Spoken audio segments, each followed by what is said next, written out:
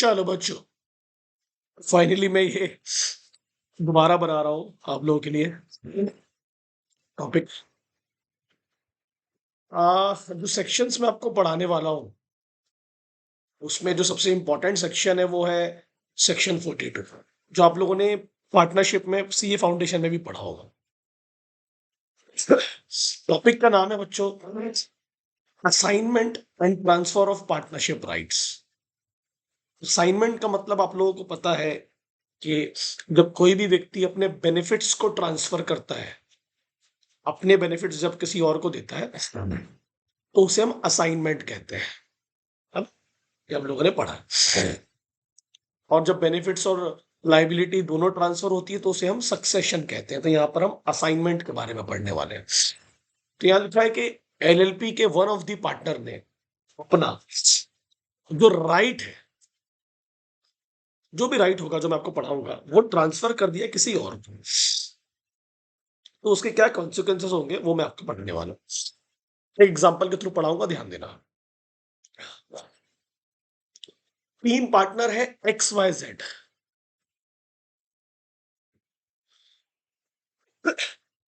एक एलएलपी है उनकी, तीनों इक्वल पार्टनर से 33.33, है ना। सुनना पूरी बात। जो जेड करके पार्टनर है ना, उसने अपनी पर्सनल लाइफ में अपने पर्सनल यूज के लिए एक लोन लिया एसबीआई बैंक से, ठीक है। और एसबीआई बैंक बोला भाई साहब मुझे इंटरेस्ट चाहिए और मुझे प्रिंसिपल अमाउंट भी चाहिए समय समय पर, तो पैसा आप मुझे कहां से देंगे। तो जेड बोला रुको, मैं एक एलएलपी में पार्टनर हूं, तो वहां से मुझे जो मेरा प्रॉफिट मिलता है, right to receive my profit, वो मैं तुम्हारे नाम पर ट्रांसफर करवा देता हूं जब तक कि तुम्हारा प्रिंसिपल अमाउंट और इंटरेस्ट दे के नहीं हो जाता। और सुनना पूरी बात है, जेड ने अपनी जगह दिया, अपने बिहाफ में एसबीआई को लेके आया, या अपना one of the benefit transfer किया। आप आंसर दीजिए। डेफिनेटली अपना बेनिफिट ट्रांसफर किया। ना जेड ने एलएलपी को छोड़ा है, ना जेड ने एलएलपी को बंद किया है, ना जेड को एलएलपी से निकाला गया है। सिर्फ उसने अपना एक राइट जो उसे मिलता था प्रॉफिट के रूप में, वो उसे ट्रांसफर कर दिया, या तो पूरा या आधा जो भी होगा। बट इसकी कुछ कंडीशन है। सिर्फ राइट ऑफ प्रॉफिट ट्रांसफर किया, राइट टू रिसीव प्रॉफिट। जो जेड का पार्टिसिपेशन होता है एलएलपी में, वो नहीं ट्रांसफर हुआ है। तो SBI is not allowed to participate in the management. जो भी इंफॉर्मेशन है कि एनएलपी क्या ट्रांजैक्शन करती है, किससे लेन देन करती है, उस इंफॉर्मेशन को भी एसबीआई एक्सेस नहीं कर सकता एज ए ट्रांसफरी। आपको सिर्फ राइट टू रिसीव प्रॉफिट है, बाकी अधिकार नहीं मिले आप। तीसरी बात, एसबीआई ने जेड को रिप्लेस नहीं किया है कि जिससे ये कहा जाए कि Z X Y Z LLP को छोड़ चुका है तो उसको डिसॉल्व कर दो, तो डिसॉल्यूशन का सवाल ही नहीं उठता। जेड ने अपने आप को अलग नहीं किया एलएलपी से, सो डिस एसोसिएशन का सवाल नहीं उठता। और ना जेड एलएलपी को वाइंड अप कर रहा है। तो इसके कॉन्सिक्वेंसेस क्या है, ना ये डिसॉल्व हो रही है फर्म, ना वो अपने आप को डिसोसिएट कर रहा है, ना वो फर्म को वाइंड अप कर रहा है एलएलपी को, ठीक है। तो यहां सिर्फ और सिर्फ एसबीआई को जो राइट मिला है वो क्या मिला, राइट टू रिसीव तक बात है। पढ़ लो आप लोग क्या लिखा है। एक पार्टनर के जो अधिकार होते हैं वो प्रॉफिट एंड लॉस बियर करना होता है, उसको अपना कॉन्ट्रीब्यूट है ना, उसको एलएलपी उसका कंट्रीब्यूशन देती है। वो कंट्रीब्यूशन, वो डिस्ट्रीब्यूशन अगर वो किसी और को देना चाहे होल या पार्ट्स में तो दे सकता है, कोई दिक्कत वाली बात नहीं है, ठीक है। दूसरी बात, 42 कहता है कि आपने अपना जो प्रॉफिट उसे दिया है, इट डज नॉट मीन कि आपने अपने आप को एलएलपी से डिसएसोसिएट कर लिया, या आपने एलएलपी को डिसॉल्व कर दिया, या आपने एलएलपी को वाइंड अप कर दिया, ये कतई बात नहीं है। दूसरी बात, जिस व्यक्ति को आपने या जिस इंस्टीट्यूशन को आपने अपने राइट्स को ट्रांसफर किया है, ऐसे उसको एज ए ट्रांसफरी और आप एज ए ट्रांसफर, आपने सिर्फ अपना राइट टू प्रॉफिट उसे दिया है, राइट टू पार्टिसिपेशन या राइट टू एक्सेस इन्फॉर्मेशन नहीं है, वो दोनों चीजें नहीं कर सकता। ठीक है, ओके, समझ में आया? तो ये 1 2 3 भूलना मत, नहीं है वैसे याद हो जाएगा। 1 बात करता है प्रॉफिट एंड लॉस की, 2 बात करता है डिसोल्यूशन डिसोसिएशन वाइंड अप की, और 3 बात करता है मैनेजमेंट में पार्टिसिपेशन की और एक्सेस टू इन्फॉर्मेशन की। क्लियर है? नेक्स्ट, कन्वर्जन ऑफ एलएलपी बहुत ही इंपॉर्टेंट है, ध्यान देना। देखो, आपकी नोट्स में या आपकी बुक में एलएलपी के कन्वर्जन के प्रोसेस नहीं बताया, सिर्फ इतना बताया कि कौन सी ऑर्गेनाइजेशन एलएलपी में कन्वर्ट होगी, कौन से शेड्यूल को फॉलो करेगी एलएलपी के। तो जैसे कोई पार्टनरशिप फर्म एलएलपी में कन्वर्ट होती है तो वो फॉलो करेगी सेकंड शेड्यूल। अगर कोई प्राइवेट कंपनी एलएलपी में कन्वर्ट होती है तो वो फॉलो करेगी एलएलपी का थर्ड शेड्यूल। अगर कोई अनलिस्टेड पब्लिक कंपनी एलएलपी में कन्वर्ट होती है तो वो फॉलो करेगी फोर्थ शेड्यूल। अब सुनना पूरी बात, में यही समझा देता हूँ। जब आप कन्वर्ट होगे काय में, एलएलपी में, तो डेफिनेटली ये जो पार्टनरशिप फर्म है ये किसको फॉलो करती होगी? पार्टनरशिप को। कन्वर्ट होने के बाद आपको क्या फॉलो करना पड़ेगा? LLP act 2008। तो आपको अपना जो एक्ट है उसे छोड़ना पड़ेगा और आप एलएलपी को फॉलो करेंगे, क्योंकि अब आप एक एलएलपी है। तो पार्टनरशिप फर्म, जब पार्टनरशिप फर्म थी तो कहीं रजिस्टर्ड होगी, कहाँ रजिस्टर्ड होती है? आरओएफ में, रजिस्टर ऑफ फर्म्स में। तो वहां से उनका नाम हटाया जाएगा और आरओसी में नाम लाया जाएगा, क्योंकि एलएलपी आरओसी के पास रजिस्टर्ड होती है। प्राइवेट कंपनी कन्वर्ट हो रही है एलएलपी में, तो यहाँ पर भी प्राइवेट कंपनी का नाम आरओसी के रजिस्टर से हटाया जाएगा, और वही आरओसी, अगर सेम आरओसी है तो वो रजिस्टर में प्राइवेट कंपनी की जगह इसका नाम लिख देगा एलएलपी का, और अगर डिफरेंट आरओसी है तो फिर डिफरेंट जगह पर चेंजेस आएंगे। सही है?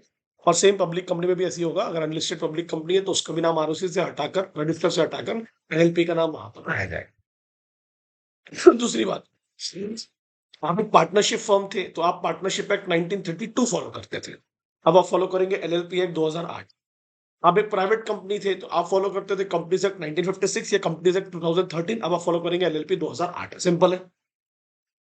सर दूसरी बात, जहां जहां भी आप लोगों का नाम लिखा हुआ था रजिस्टर ऑफ फर्म्स में या रजिस्टर ऑफ कंपनीज में, वहां से आपके नाम को बताओ हटाया जाएगा, आप तीनों फॉर्म्स को खत्म किया जाएगा और आपकी जगह पर किसका नाम लिखा जाएगा? एलएलपी का। अब इफेक्ट पढ़ लेते हैं 58 में क्या लिखा है, फटाफट खत्म कर देंगे पूरा। रजिस्ट्रार बोलता है अगर मुझे फर्म ने, प्राइवेट कंपनी ने और अनलिस्टेड पब्लिक कंपनी ने सेटिस्फाइड कर दिया कि हमने कन्वर्जन के टाइम अपने रिस्पेक्टिव शेड्यूल्स को फॉलो किया, जैसे फर्म ने शेड्यूल 2 को फॉलो किया, प्राइवेट कंपनी ने शेड्यूल 3 को फॉलो किया, अनलिस्टेड पब्लिक कंपनी ने शेड्यूल 4 को फॉलो किया, हमने रूल्स को फॉलो किया कन्वर्जन के लिए, हमने अपने डॉक्यूमेंट्स को बराबर रजिस्टर्ड किया, सबमिट किया है, तभी आरओसी उनको क्या इशू करेगा? एक सर्टिफिकेट ऑफ रजिस्ट्रेशन। किसमें कन्वर्ट करेगा उनको? एलएलपी में, फॉर्म 19 में। क्लियर है? सही है। दूसरी बात, जब ये काम आरओसी करेगा, ये काम करते ही अगले 15 दिन में इसको उन लोगों को बताना पड़ेगा पहले जहां वो ऑर्गेनाइजेशन रजिस्टर्ड थी, जैसे पार्टनरशिप फर्म है तो आरओएफ को बताना पड़ेगा, प्राइवेट और पब्लिक कंपनीज थी तो आरओसी को बताना पड़ेगा, और ये क्लियरली उनसे बोलना पड़ेगा कि ये जो पुराने एक्ट को फॉलो करते थे, पार्टनरशिप एक्ट, कंपनीज एक्ट, अब ये उन चीजों को फॉलो नहीं करेंगे। तो ये जो इंटीमेशन है ओल्ड आरओसी और ये काय में करोगे आप? फॉर्म नंबर 14 में। फिर दूसरी बात, अब पार्टनरशिप फर्म थी तो उसमें पार्टनर्स होंगे, कंपनीज थी तो उसमें शेयर होल्डर्स होंगे, तो उनको कहा जाता है कि ये जो पार्टनर्स और शेयर होल्डर्स जो अब एलएलपी में कन्वर्ट हो चुके हैं, इनको एलएलपी के शेड्यूल्स और रूल्स को बाउंड करना पड़ेगा। अब ये पार्टनरशिप फर्म्स या फिर कंपनीज एक्ट को फॉलो नहीं करेंगे। सिंपल है। 58(1) बात करता है सर्टिफिकेशन की, 58(2) बात करता है इंटीमेशन की, 53 बात करता है कंप्लायंसेस की, और 58(4) बात करता है इफेक्ट ऑफ कन्वर्जन की। जिस दिन इनका सर्टिफिकेट में नाम आया एज एन एलएलपी, उसी दिन से वो अपने रिस्पेक्टिव शेड्यूल्स को फॉलो करना स्टार्ट कर देंगे। क्लियर है? समझ में आया? अब देखो इफेक्ट क्या होता है, कौन किस में कन्वर्ट हो रहा है, मेरे को देखते जाना, मैं जो बोलूंगा मेरे हाथ को देखना। पार्टनरशिप फर्म कन्वर्ट हो रही है एलएलपी में, प्राइवेट कंपनी कन्वर्ट हो रही है एलएलपी में, अनलिस्टेड पब्लिक कंपनी कन्वर्ट हो रही है एलएलपी में। तो बोलता है जो भी पार्टनरशिप फर्म की अच्छी बुरी बातें थी फिर वो भी एलएलपी को लेना पड़ेगा, जो भी पार्टनरशिप फर्म के पास में प्रॉपर्टीज थी वो भी अब एलएलपी की हो जाएगी। जो भी पार्टनरशिप फर्म के एसेट्स थे, लाइबिलिटीज थी, राइट्स थे, प्रिविलेजेस थे, वो सब अब एलएलपी के हो जाएंगे। आपकी अच्छाई, बुराई, फायदा, नुकसान सब अब एलएलपी का हो जाएगा और आपका नाम आपके रजिस्टर से आरओएफ और आरओसी से हटा दिया जाएगा। ठीक है। तो बोलता है जिस दिन सर्टिफिकेट ऑफ रजिस्ट्रेशन होगा रिस्पेक्टिव शेड्यूल के हिसाब से एलएलपी के पास हर वो प्रॉपर्टी जो है टेंजिबल हो, मूवेबल हो, इमूवेबल हो, हर वो assets, interest, rights, privilege, liability, obligation जो फर्म की थी और कंपनी की थी वो सब अब या तो पूरा या पार्ट्स में किसका हो जाएगा? एलएलपी का हो जाएगा। किसका हो जाएगा? और उसके लिए आपको किसी प्रकार के एश्योरेंस लेने की जरूरत, कोई एक्शन करने की जरूरत या कोई डीड साइन करने की जरूरत नहीं है क्योंकि वो इम्प्लाइड है। तो दूसरी बात, जब अब फर्म कन्वर्ट हो गई काय में? एलएलपी में। कंपनीज कन्वर्ट हो गई काय में? एलएलपी में। तो डीम्ड है, इनको डिसॉल्व मान लिया जाएगा, इनका कोई एग्जिस्टेंस नहीं रहेगा। तो इनको इनको रजिस्टर से, रजिस्टर ऑफ फर्म से या रजिस्टर ऑफ कंपनी से हटा दिया जाएगा। ए बी सी भूलना मत, बहुत ईजी है। ठीक है। 59 आपको तो पता है कि प्लेस ऑफ इसका एस्टेब्लिशमेंट इंडिया के बाहर है, प्लेस ऑफ बिजनेस कैरी करता है इंडिया में as per the Indian rules and regulations. ठीक है।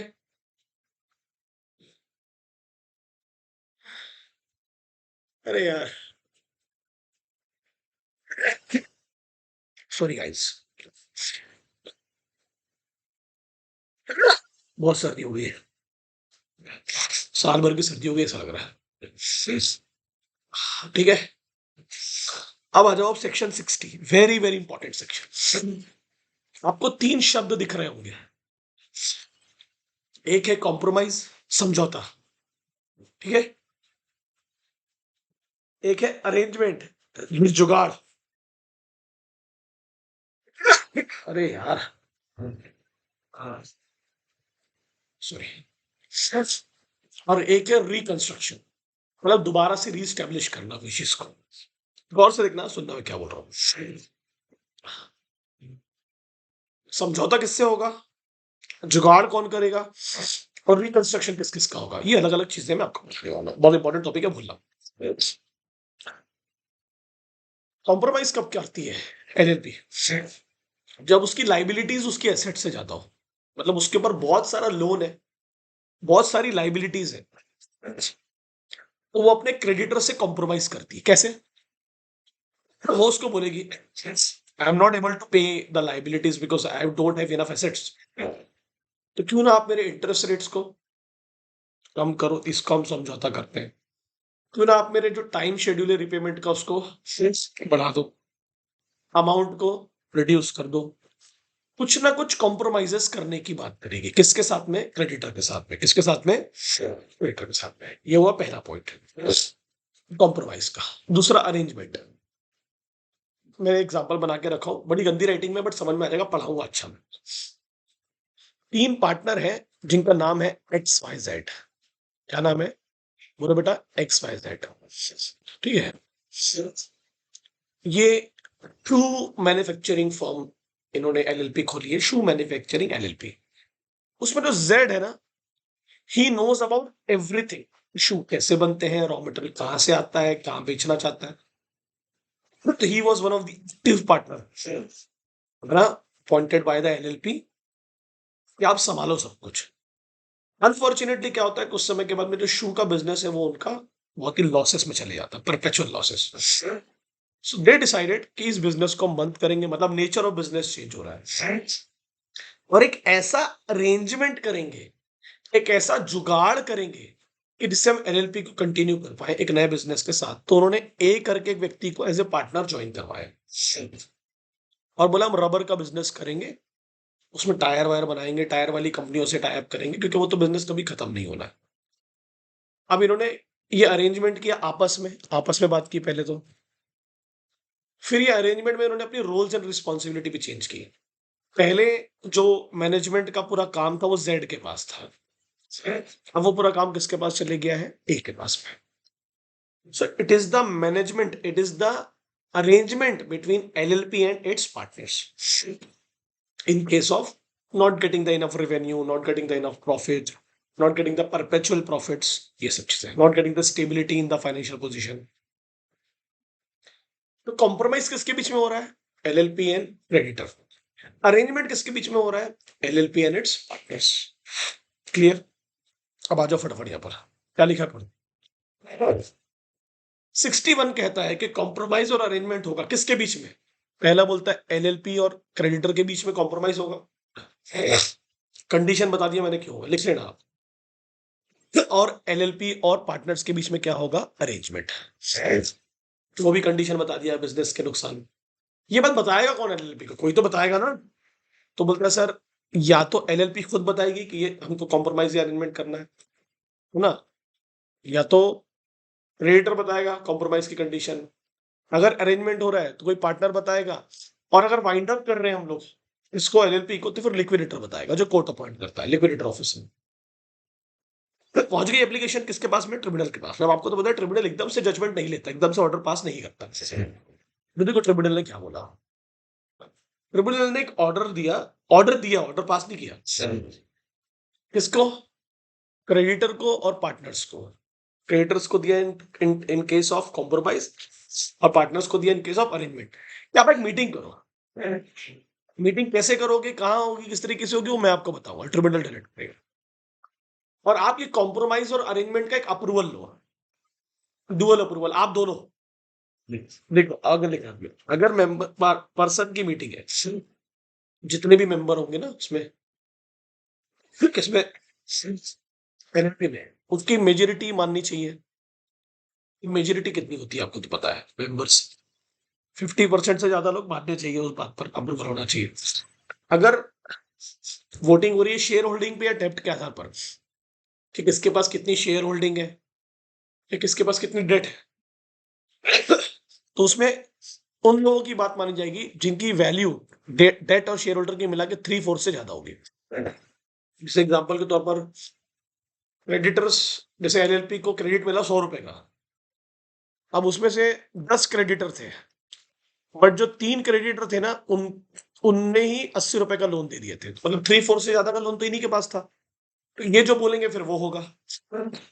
और जो वोटिंग होगी वो पोलिंग के आधार पर होगी, मतलब 1 शेयर 1 वोट, इन्वेस्टमेंट के आधार पर, जिसका इन्वेस्टमेंट ज्यादा उसके वोटिंग ज्यादा। तो ऑफ हैंड्स के हिसाब से नहीं होगा, 1 मैन 1 वोट।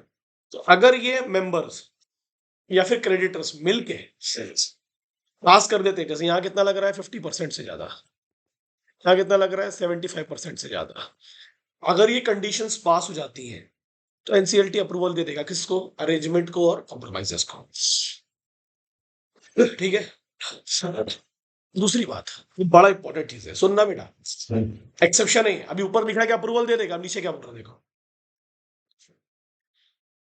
एलएलपी एनसीएलटी बोलता है मैं इस कॉम्प्रोमाइज और अरेंजमेंट को तब तक अप्रूवल नहीं दूंगा जब तक कि तुम मुझे सेटिस्फाइड ना कर दो कि एलएलपी या कोई भी व्यक्ति जिन्होंने भी एप्लीकेशन दिया, 4 लोगों ने एप्लीकेशन दिया था, आपको याद होगा, एलएलपी ने, क्रेडिटर्स ने, पार्टनर्स ने या फिर लिक्विडेटर ने, मुझे ये सेटिस्फाइड करो आप 61 के अनुसार, डिस्क्लोज करो इन फैक्ट्स को एफिडेविट के थ्रू, लिखित में पूरे मटेरियल फैक्ट बताओ। क्या बताओ सर, क्या बताओ? ये बताओ कि जो एलएलपी को लेके आप कॉम्प्रोमाइज कर रहे हो या अरेंजमेंट कर रहे हो, उसका लेटेस्ट फाइनेंशियल पोजीशन क्या है, क्या उसके पास इनफ प्रॉफिट्स है, उसका बिजनेस स्टेबल होगा, तभी मैं कॉम्प्रोमाइज और अरेंजमेंट अलाउ करूंगा। अगर पता चला कि कुछ गलत इरादा है या कुछ गलत काम चल रहा है तो बंद कर दूंगा, या उसके खिलाफ कोई इन्वेस्टिगेशन पेंडिंग है क्या। ठीक है। अगर मुझे फाइनेंशियल पोजीशन में कुछ गड़बड़ी दिखी, अगर मुझे पेंडेंसी ऑफ इन्वेस्टिगेशन में कुछ गड़बड़ी दिखी, तो मैं उस कॉम्प्रोमाइज और अरेंजमेंट को रोक दूंगा और एलएलपी को वाइंड अप कर दूंगा। और मुझे ऐसा लगा कि ठीक ठाक फाइनेंशियल पोजीशन है, इन्वेस्टिगेशन है बट इतनी सीरियस नहीं है, तो मैं वो कॉम्प्रोमाइज और अरेंजमेंट अलाउ करूंगा। ठीक है, क्लियर है? तो ये बात वो चारों से पूछी जाएगी जो लोग एप्लीकेशन दे रहे हैं एफिडेविट के थ्रू। मान लो कि सब कुछ अच्छा रहा, मानने में क्या दिक्कत है, क्योंकि वो तो एक्सेप्शन था। तो जिस दिन एनसीएलटी ऑर्डर पास करेगा अरेंजमेंट का और कॉम्प्रोमाइज का, उसके अगले 30 दिन के अंदर वो ऑर्डर की कॉपी किसको दे देना? आरओसी को। और अगर आपने वो कॉपी नहीं दी तो फिर फाइन है एलएलपी पे और डीपी पे, डेजिग्नेटेड पार्टनर। फिर कितना फाइन है? मिनिमम 10, हर दिन का 100 और मैक्सिमम 1 लाख। और डेजिग्नेटेड पार्टनर पे कितना है? मिनिमम 10,000, हर दिन का 100 रुपए डीले करेगा और मैक्सिमम 50,000। 65। एक और इंपॉर्टेंट चीज, ट्रिब्यूनल बोलता है जिस दिन मुझे वो चारों में से किसी ने भी एप्लीकेशन दी 61 के अनुसार 60 क्लॉज 1, उसके बाद कभी भी जब भी मुझे ऐसा लगेगा एप्लीकेशन में, सुनना, अभी तक एप्लीकेशन को मैंने अच्छे से पढ़ा नहीं है, अपना ऑर्डर पास किया नहीं है, तो जब तक मैं एप्लीकेशन को पढ़ के अपना ऑर्डर पास नहीं कर देता तब तक एलएलपी के खिलाफ उन चारों में से ना कोई किसी प्रकार का लीगल प्रोसीडिंग फाइल करेगा जब तक मेरा ऑर्डर ना आ जाए, एप्लीकेशन को मैं डिस्पोज ना कर दूं, पढ़ के खत्म ना करूं, ना कोई कंटिन्यू प्रोसीडिंग को आगे बढ़ाएगा। मैं उस प्रोसीडिंग जो होने वाली है या चल रही है उस पर स्टे लगाता हूं। सिंपल है। बोलता पहले मेरे को पढ़ने तो दो। क्रेडिटर्स को क्या बोलेगा, रुक ना भाई, रुक जा, अभी एकदम से केस फाइल मत कर, प्रोसीडिंग फाइल मत कर, पहले मेरे को एप्लीकेशन समझने दे। पार्टनर्स को बोलेगा कि अभी प्रोसीडिंग्स एक दूसरे के खिलाफ फाइल करने की जरूरत नहीं है, वेट वेट अरेंजमेंट कर लेना बाद में, पहले मुझे एप्लीकेशन को डिस्पोज करने दो, समझने दो, ऑर्डर पास करने दो, तब ये मैं लीगल प्रोसीडिंग से स्टे हटाऊंगा। ठीक है, ये 5 सेक्शन है, भूलना मत, 60 के। अब आ जाओ आप लोग ट्रिब्यूनल के पावर 61, बड़ा जबरदस्त है। ट्रिब्यूनल बोलता है अगर तुम लोगों को एलएलपी और क्रेडिटर को कॉम्प्रोमाइज करने में कोई दिक्कत है, कोई इश्यूज है, अगर एलएलपी और पार्टनर्स को अरेंजमेंट में कोई इश्यूज आ रहे हैं जुगाड़ करने में, तो मेरे पास वो पावर है जो मुझे कंपनीज एक्ट ने या मुझे एलएलपी एक्ट ने दिया है कि मैं आपके उस कॉम्प्रोमाइज और अरेंजमेंट को सुपरवाइज करूं, मैं बताऊं कि कैसे करना है अगर आपसे नहीं। दूसरी बात, मैं ऑर्डर पास करूं समय समय पर जब जब मुझे लगेगा, मैं आपको दिशा निर्देश देते रहूं जब जब मुझे लगेगा, मैं आपके कॉम्प्रोमाइज और अरेंजमेंट में फ्यूचर में समय समय पर चेंजेस लाते रहूं, मॉडिफिकेशंस, ये पावर मुझे दिया गया 60 क्लॉज 1 के अनुसार, 61 क्लॉज 1 के अनुसार। ठीक है, यह पहला। अगर मुझे लगा कि कॉम्प्रोमाइज और अरेंजमेंट से बात नहीं बन रही है, ठीक है, नहीं हो रहा, वर्क प्रॉपरली नहीं हो रहा है, ना क्रेडिटर खुश है ना उधर पार्टनर्स खुश है, तो क्यों ना, या तो मैं खुद, इतनी अकल तो एनसीएलटी में है, या जो भी लोग अफेक्ट हो रहे हैं उस कॉम्प्रोमाइज और अरेंजमेंट से उनके एप्लीकेशन पे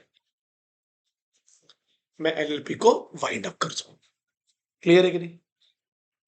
तो भाई आप तो चाहोगे कॉम्प्रोमाइज और अरेंजमेंट हो जाए, अगर नहीं हो रहा है तो फिर वाइंड अप करना ही सॉल्यूशन है। सही है, तो ये भी एक छोटा सा सेक्शन आपका खत्म हो गया। अब आ जाओ 62 में, वेरी वेरी इंपॉर्टेंट। इसमें आपको मेरे को गौर से देखना होगा। रिकंस्ट्रक्शन एमलगमेशन क्या होता है, सुनना पूरी बात में। ये एक एलएलपी है, ये स्पोर्ट्स मटेरियल का काम करती है, ठीक है, ये भी एक एलएलपी है, ये भी स्पोर्ट्स मटेरियल का काम करती है। फर्क इतना है कि इसका काम बहुत खराब चल रहा है, इसका काम बहुत अच्छा चल रहा है, तो इन्होंने डिसाइड किया मिलके कि हम एक हो जाते हैं। अब सुनिए, जिसका काम खराब चल रहा है वो एक होना चाहता है क्योंकि वो काम चला नहीं पा रहा है, ये बोलता है जिसका काम अच्छा चल रहा है बोलता है ठीक है एक हो जाते हैं, कोई दिक्कत नहीं है, बट उसकी कुछ शर्तें हैं, सुनना पूरी बात। अगर दो एलएलपी अमेलगमेट हो रही हैं, मिल रही हैं, जुड़ रही हैं, एक हो रही हैं, तो किस एलएलपी का इंपैक्ट होगा और किस एलएलपी का इंपैक्ट खत्म होगा वो आपको देखना है। सुनना, तो जो जुड़ना चाह रही है वो एमलगमेटिंग है, खराब वाली, और जो अपने में जोड़ रही है वो एमलगमेटेड है, अच्छी वाली। ठीक है, ये बात पहला। तो मतलब दो और दो से ज्यादा एलएलपी एमलगमेट होकर काम कर सकती है, ये फैक्ट है, बिल्कुल सर फैक्ट है, कोई दिक्कत वाली बात नहीं है। तो आप ये बिजनेस को रिकंस्ट्रक्ट ही कर रहे हो ना, एक नया तरीका निकाल रहे हो करने का। सुनना पूरी बात है, बहुत इंपॉर्टेंट चीज है। जो खराब वाली एलएलपी है और जो अच्छी वाली एलएलपी है, इनके बीच में भी प्रकार का एक कॉम्प्रोमाइज ही हो रहा है, तो जुगाड़ ही हो रहा है कि नहीं हो रहा है? अब ये कैसा कॉम्प्रोमाइज और जुगाड़ है देखो। जो खराब वाली की अच्छी चीजें हैं वो भी अच्छी वाली के पास चली जाएगी, जो खराब वाली की खराब चीजें हैं वो भी अच्छी वाली के पास चली जाएगी, जो खराब वाली के प्रॉफिट्स हैं, लॉसेस हैं, एसेट्स हैं, लाइबिलिटीज, वो भी किसके हो जाएंगे, अच्छी वाली की। जो खराब वाली की प्रॉपर्टीज है, टेंजिबल इंटेंजिबल, वो सब किसके हो जाएंगे, अच्छी वाली के। तो जो जो ट्रांसफर एलएलपी का था वो सब ट्रांसफरी एलएलपी का हो जाएगा अमेलगमेटेड एलएलपी का। ठीक है, तो यहाँ लिखा है अगर ट्रिब्यूनल को एप्लीकेशन आई ये दो एलएलपीज डिसाइड कर रहे हैं क्या कि हम कॉम्प्रोमाइज और अरेंजमेंट करना चाह रहे हैं, क्या कर कर बताओ, रिकंस्ट्रक्शन कर कर, अमेलगमेट कर कर, जुड़ कर। तो बोले करो, कोई दिक्कत नहीं है। ट्रिब्यूनल बोलता मैं अलाउ करूंगा, बट इसकी कुछ शर्तें हैं। क्या शर्तें सुनो। बोलता जो ट्रांसफरर एलएलपी है, उसकी जो भी अंडरटेकिंग होगी, प्रॉपर्टी, जमीन, बिजनेस, जो भी लाइबिलिटीज होंगी, फिर वो सब ट्रांसफरी एलएलपी का हो जाएगा। भाई अगर इसकी अच्छाई भी तेरी तो बुराई भी तेरी होनी चाहिए, है ना। तो जो ट्रांसफरर एलएलपी है उसका सब किसका हो जाएगा, ट्रांसफरी एलएलपी का। सही है। ये भी तो एक प्रकार का कॉम्प्रोमाइज और अरेंजमेंट ही है ना भाई। ये कॉम्प्रोमाइज ही तो कर रही है अपना सब कुछ देके, है ना। और अरेंजमेंट है, जुगाड़ हो रहा है दोनों लोगों के बीच में कि कैसे काम किया जाए आगे जाके। सुनो पूरी बात सुनो, पॉलिटिक्स है। तो जो जो मेरा था, जो जो मेरी प्रॉपर्टी थी, जो जो मेरे पास में मेरी एसेट्स थी, लाइबिलिटीज थी, वो सब तुम्हारी हो गई। ठीक है। अब मेरी अच्छाई भी तुम्हारी, बुराई भी तुम्हारी। तो जो जो मेरे खिलाफ केसेस चल रहे थे वो तुम्हारे नाम पे चलेंगे, ट्रांसफर एलएलपी के नाम पर। ठीक है। दूसरी बात, मेरा तो अस्तित्व रहा नहीं, क्योंकि मेरा सब कुछ तो तुम्हारा हो चुका है। ठीक है, मैं तो तुम्हें मिल चुकी हूं। तो क्यों ना मेरे अस्तित्व को खत्म कर दिया जाए, डिसोल्यूशन कर कर। सही ना। तो ट्रांसफरर एलएलपी की प्रॉपर्टीज, अंडरटेकिंग सब किसकी हो जाएगी, ट्रांसफरी एलएलपी की। जो भी लीगल प्रोसीडिंग मेरे खिलाफ थी, जो मैंने करके रखी थी, या जो मेरे खिलाफ थी, अगर मैंने किया था तो अब तुम लड़ोगे, अगर मेरे खिलाफ थी तो अब तुम्हारे खिलाफ होगी। और जब मेरा अस्तित्व नहीं रहा तो क्यों ना मुझे डिसॉल्व कर दिया जाए। क्या कर दिया जाए, डिसॉल्व। तो यहां पर लिखा हुआ है, आप गौर से पढ़ लें। कितना ईजी है देखो। चौथा पॉइंट, डेफिनेटली इस एलएलपी का सब कुछ इसके पास जा रहा है। तो जिसका जा रहा है उनके कुछ हो सकता है लोग, पार्टनर्स, मेंबर्स सहमत ना हो। और जिनके पास जा रहा है हो सकता है वो भी बोले यार हम क्यों ले रहे हैं उसकी लाइबिलिटी। तो जो भी डिसेंटिंग लोग हैं, जिनको कॉम्प्रोमाइज और अरेंजमेंट से दिक्कत है, उनकी भी कंसेंट लेनी है आपको। डिसेंटिंग मतलब जो डिसएग्री करते हैं इस डिसीजन से। ठीक है। दूसरी बात है, इस अमेलगमेशन से, इस अमेलगमेशन के साथ जो भी इफेक्ट होगा इंसिडेंटल, इससे रिलेटेड, इसके साथ या इसके बाद इंसिडेंटल, कॉन्सिक्वेंशियल, सप्लीमेंट्री, वो सब चीजें भी आपको एज एन एलएलपी देखनी पड़ेंगी और बोलना पड़ेगा उस एलएलपी को कि जो भी इसका इंपैक्ट होगा, अच्छा बुरा, वो आपको सब झेलना पड़ेगा।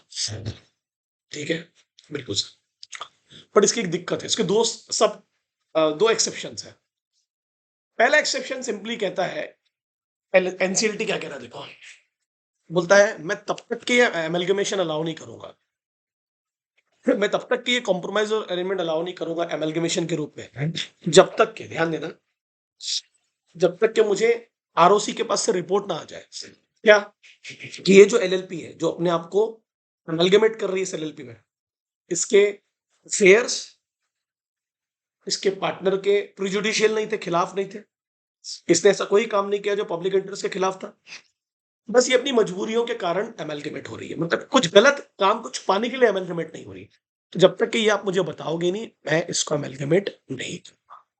तो ये रिपोर्ट कौन दे रहा है, आरओसी दे रही है, किसको, एनसीएलटी को। ठीक है, वेरी गुड। अब एक और रिपोर्ट आएगी लिक्विडेटर की। तो बोलता मैं ट्रांसफर एलएलपी को तब तक डिसॉल्व नहीं करूंगा जब तक कि मुझे लिक्विडेटर की रिपोर्ट ना आ जाए। क्या लिक्विडेटर को एनसीएलटी ने अपॉइंट किया था कि जाओ चेक करो कि ये जो ट्रांसफर एलएलपी है, कि इनके बुक्स ऑफ अकाउंट्स ठीक है कि नहीं, इनके जितने भी कागज है, पेपर्स हैं, इनकी जो रिपोर्ट्स हैं वो सब सही है कि नहीं।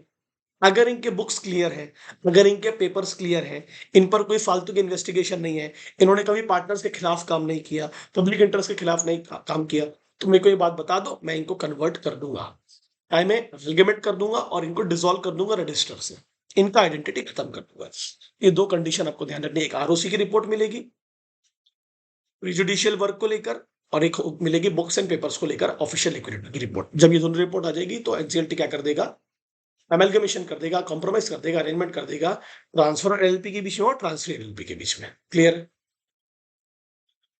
दूसरी बात, डेफिनेटली अगर इसका सब कुछ इसके पास चले गया है तो ये तो फ्री हो जाएगी अपनी लाइबिलिटी से, तो वही लिखा हुआ है, फ्री फ्रॉम एनी चार्ज। ठीक है।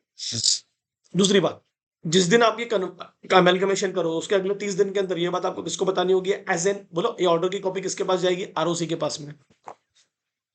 सही है।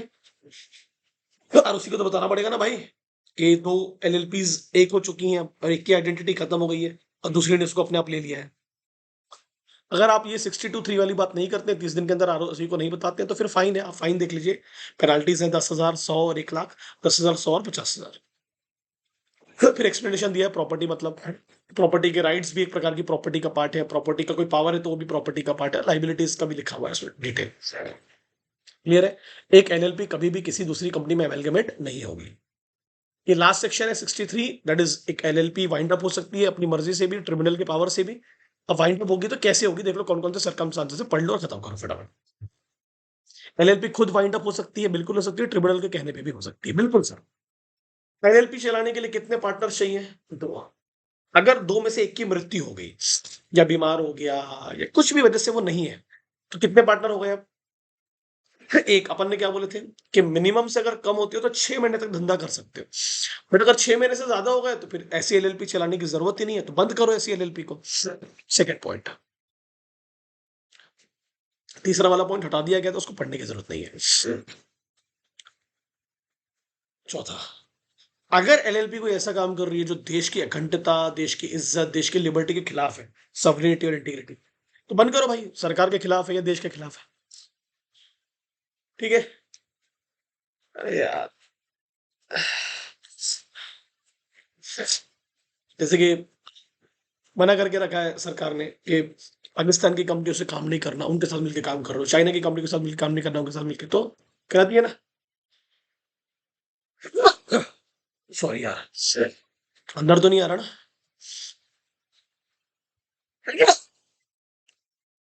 सॉरी। अगर एलएलपी ने डिफॉल्ट किया है किस चीज को लेके, साल खत्म होने के 6 महीने के अंदर उन्होंने अपना सॉल्वेंसी सर्टिफिकेट्स नहीं फाइल किया फॉर्म नंबर 8 में, या साल खत्म होने के बाद में 60 दिन के अंदर एनुअल रिटर्न फाइल नहीं किया है, अगर ये ऐसा 5 साल से नहीं कर रहे हैं, statement of account and solvency and annual return 5 साल से फाइल नहीं कर रहे हो, तो वाइंड अप करो ऐसे एलएलपी को। पांचवा रीजन है, बोलता है कि अगर कुछ कमियां हैं, इन कमियों के अलावा जो मुझे लगता है मुझे मजबूर करती है, जस्ट एन इक्विटेबल ग्राउंड्स देती है कि एलएलपी को बंद करना चाहिए, तो मत कर दूंगा मैं, इन 4 रीजन के अलावा। ठीक है? अरे यार, कितना इजी है वाइंड अप का सरकमस्टांसेस। ये रूल्स है जो सीजी बनाएगा। ठीक है?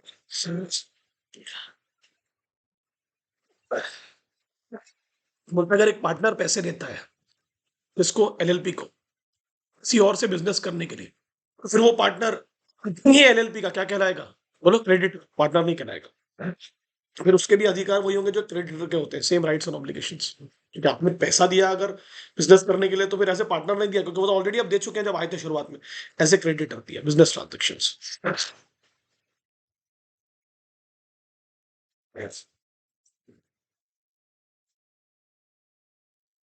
या पार्टनर ने अपनी ही एलएलपी से कोई बिजनेस ट्रांजेक्शन किया, कोई लेन देन कर सकते हैं ना, क्या दिक्कत है?